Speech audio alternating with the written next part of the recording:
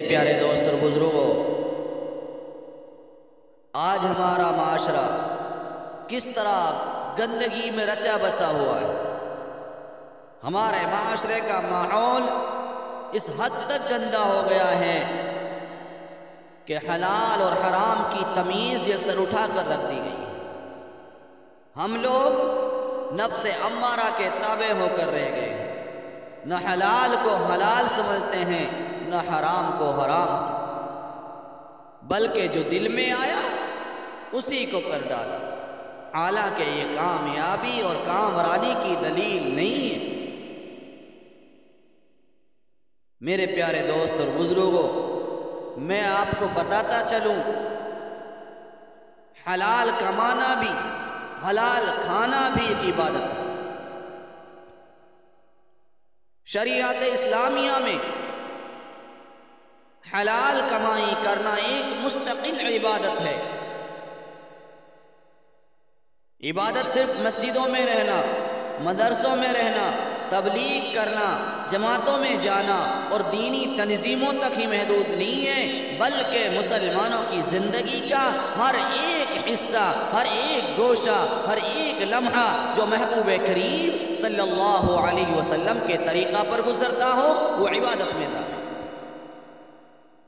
چنانچہ ہمارا کھانا، ہمارا پینا، ہمارا اوڑھنا، حتیٰ کہ سونا اور جاگنا، بیوی بچوں سے بات چیت کرنا، ازدواجی تعلقات قائم کرنا، بیوی بچوں کے منہ میں لقمہ دینا، محبت کرنا، ان کے ساتھ دل لگی کرنا، یہ ساری چیزیں عبادت ہیں۔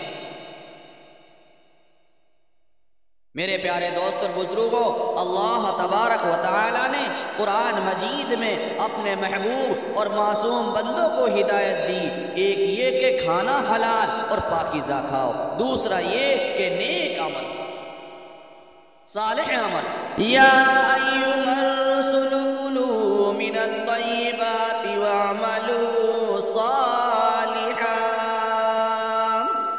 ارشاد فرما مالک کائنات نے، اے رسولو عمدہ مال کھاؤ، پاکیزہ مال کھاؤ اور نیک عمل کرو۔ میرے پیارے دوست اور بزرگوں، حضرات علماء کرام نے لکھا ہے، حلال غذا کا نیک عمل میں بڑا دخل ہے، یعنی جب غذا حلال ہوتی ہے تو نیک اعمال کی توفیق خود بخود ہونے لگتی ہے، اور اگر غذا حرام ہو تو نیک کام کا ارادہ کرنے کے باوجود بھی اس میں مشکلات پیدا ہو جاتی۔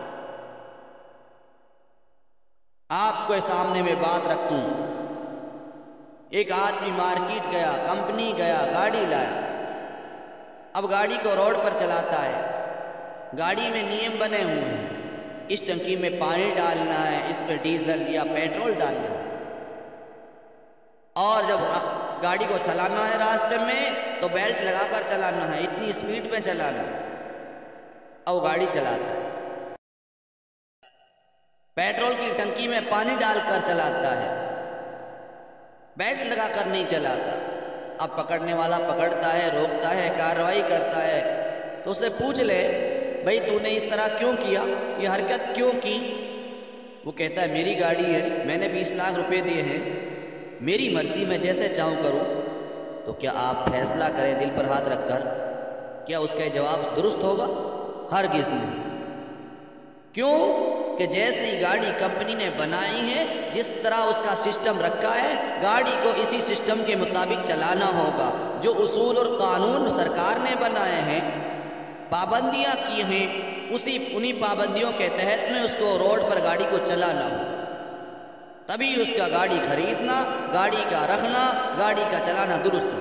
تو اسی طرح میرے پیارے دوست اور بزرگوں، مالک کائنات نے حضرات انبیاء کرام کے ساتھ اہل ایمان کے لیے، مومنین کے لیے بھی اعلان فرما دیا۔ اہل ایمان کے لیے اعلان فرمایا، یا ایھا الذین آمنوا کلوا من الطیبات ما رزقناکم واشکروا للہ ان کنتم ایاہ تعبدون۔ فرما مالک کائنات نے، اے ایمان والو،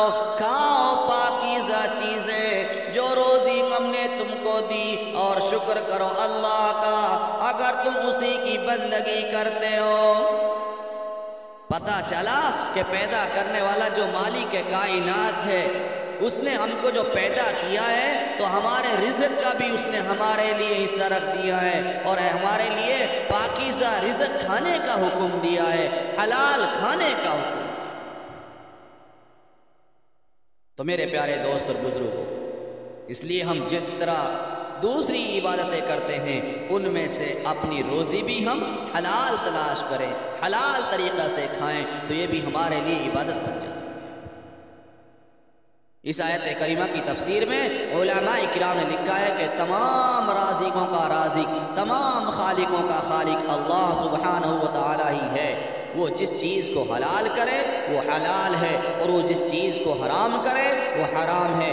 گویا کہ سب چیزیں اسی کی ملک میں ہیں، کسی کو اس کی ملک میں تصرف کا حق حاصل نہیں۔ میرے پیارے دوست اور بزرگوں، مشکات شریف کی حدیث ہے، میں آپ کے سامنے حدیث بیان کرتا چلوں۔ فرمایا رزق حلال کے سلسلہ میں محبوب کریم صلی اللہ علیہ وسلم نے فرمایا حلال روزی کی طلب ایک فریضہ کے بعد دوسرا فریضہ ہے۔ جس طرح اللہ رب العالمین نے نماز، روزہ، حج، زکوٰۃ فرض کی ہیں، اسی طرح اللہ پاک نے حلال روزی کمانا بھی فرض کیا ہے۔